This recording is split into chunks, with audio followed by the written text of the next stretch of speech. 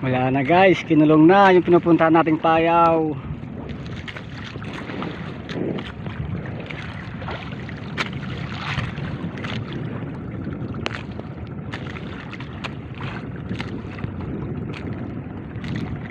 Kinulong na yung payaw guys.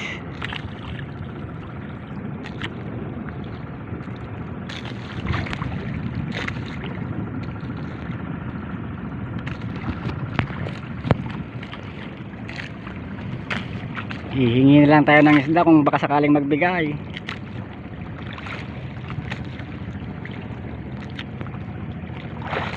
Wala na tayong pupuntahan. Nagkulong na sila dito.